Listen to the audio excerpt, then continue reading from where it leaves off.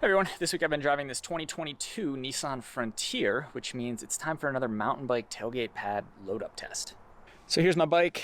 Here is my Dakine DLX size small mountain bike tailgate pad, and here's the 2022 Frontier. So the Frontier went a long time without an update.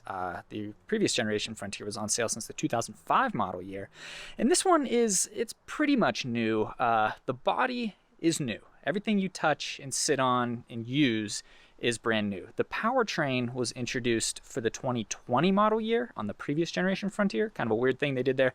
But anyway, the powertrain is new as of 2020, so it's still pretty new. But the frame underneath this truck is the same frame from the previous generation Frontier, meaning that it's been available since late 2004. So the truck is kind of all new, but I just think it's important to clarify that the whole thing isn't all new. And in fact, a major part of it is still really, really old. Anyway, let's take a look at the bed. So this is a fully loaded Pro 4X model. There's your Pro 4X badge. It's actually a physical badge. Other things of note back here, well, not too much. It has a stamped tailgate. It says Frontier there. There's no step or anything here. I guess this is kind of a step, but when the tailgate comes down, there's really not a step. But here's the tailgate. It is really nicely damped. Even when you put it back up, it kind of lifts itself for you after a certain point. So really nice damping on the tailgate. This is fun. The warning label here uses an old hard body, so that's fun. And then here's the bed. It is steel, unlike the Toyota Tacoma, which uses a composite bed. Nothing against composite materials, but the Tacoma's bed feels small. It feels compromised, just because that composite stamping or whatever they do, it seems bulbous, and I'm not basing this on any facts or anything, but it feels like composite kind of compromises available bed space. But in here, fully steel bed, which I like. You've got a 3-prong outlet there, so if you're gonna go camping or on a mountain bike camping trip, you can plug a fridge in there, which is really convenient. Most trucks offer that. And then here are your factory tie-down points. So they're not, I guess they're like D-rings. They're shaped like a D, but they're not on a hinge like a traditional D-ring. There you've got 1, 2, 3, 4, and then this one has this deck rail system. Not too much different than your fixed D-ring here, but these are able to be slid. So you loosen this, and then you can slide it and then tighten it, and these even go on the back of the bed, so offers more configurability. I think most people could probably just get by with these fixed D-rings here. There's your look at the bed. Let's attach the tailgate pad. This is a Dakine DLX. I'm sure that stands for deluxe. Dakine makes a couple different tailgate pads. I asked them to send this one to me, and I kind of regret choosing this model. It's very minimalist, so if space was an issue for you, this might be nice, but it doesn't offer a lot of coverage on the back, and it's a little finicky to attach, but we'll see that in a minute here.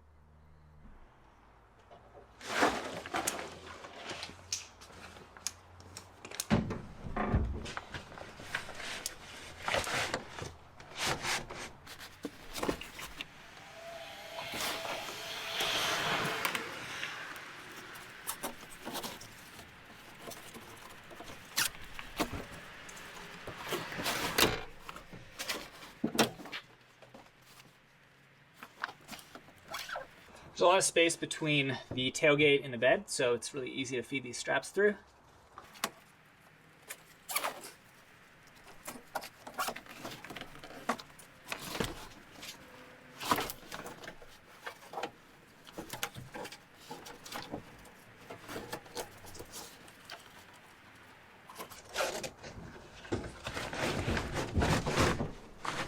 This is the part that gets a little bit frustrating. You have to bend the pad to get it to really form to the tailgate. If you were using it on the same truck over and over again, I'm sure it would conform over time, but it's just a little bit finicky installing it every time.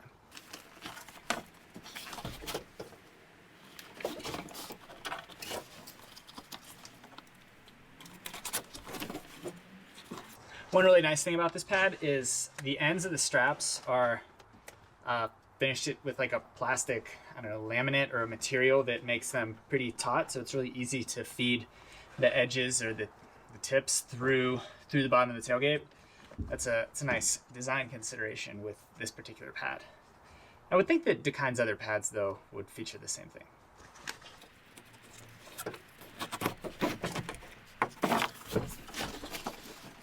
Another design flaw of this pad is that you get it on, and half the battle is just getting it attached, and then once it's attached, you then kind of have to go back and ratchet it down even more because, like I said, the pad itself is one piece, and you have to conform it over the tailgate.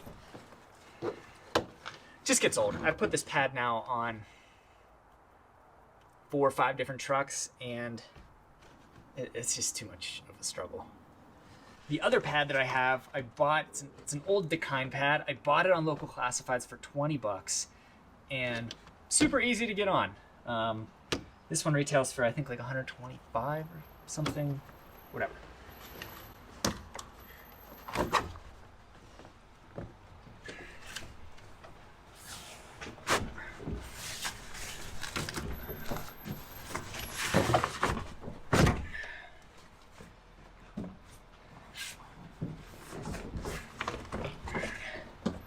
Yeah, I guess that's it.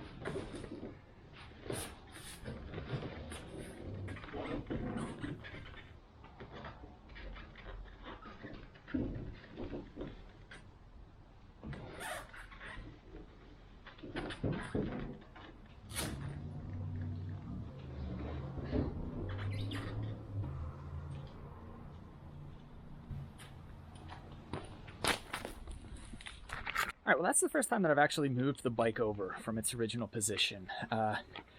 Everything works, but when I first put it down, I put it in this position. This pad has provisions to tie down as many as 5 bikes. 1, 2, 3, 4, 5. And over here, there were a couple of issues. First of all, it's really wobbly, and I don't know if that has to do with the wheel well there. There's not a lot of nuance to this. Most truck beds are pretty much the same. And yet, I don't know, I couldn't get it to seat perfectly. And then the other issue is the pad and the wheel. So the pad obviously comes to right here, and the bike tire was then making contact with the taillight and a little bit of the paint on the tailgate. You would not want that over a long distance, or especially not over a long distance. I wouldn't want it at all. So yeah, with the bike in this inner position here, though, everything's fine. You just maybe have reason for concern if you had 5 bikes up here, because then one of them would almost certainly have a tire coming into contact with the taillight and the tailgate paint. Anyway, though, there you go. Like I said, not a lot of variability with truck beds. Every single truck on the market, well, except for the Hyundai Santa Cruz and Ford Maverick, I haven't tested those yet, but I've tested every other truck on the market, and they can all do this. It's not really a complicated thing, but I thought that people might like this data point to see how it all comes together. No real issues with the Frontier, nothing too unique about it. So you could fit 5 bikes back here. Like I said, though, you'd just probably want to put something here to keep that area from getting scratched. So there's your look at how you'd attach a tailgate pad to the tailgate on the new Nissan Frontier. Not a whole lot to discuss here, pretty straightforward. Nothing too unique about the Frontier's bed. It was easy enough to get the strap through. Yeah, we're splitting hairs at this point. Let's check. So this little window exists here to give the backup camera a view of what's behind you, to allow the backup camera to function, I should say. And actually, that looks pretty good right there. So there's the backup camera. The window gives a nice big opening, and yeah, so that's a plus. Not all trucks' backup cameras align with the opening on this pad, but the Frontier's definitely does. Beyond that, though, not a whole lot of nuance. I think I've said that enough by now.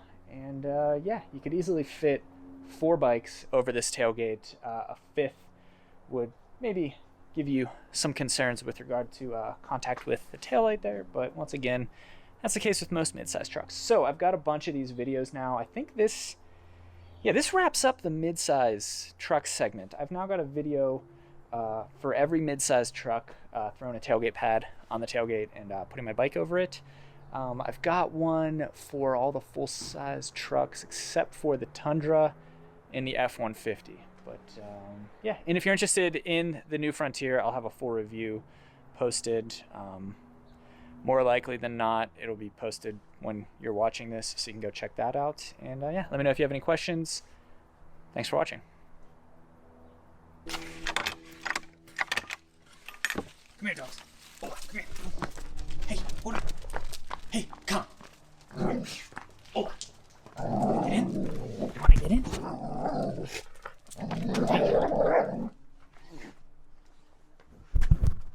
Hey. There you go. Timber. Want to get in? Want to get in? Come here. Hey.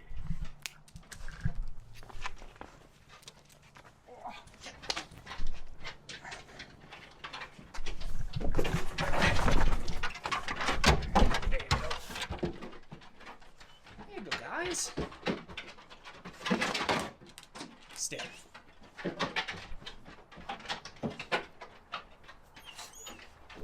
In case you're wondering, you can fit a golden retriever, Cocker Spaniel,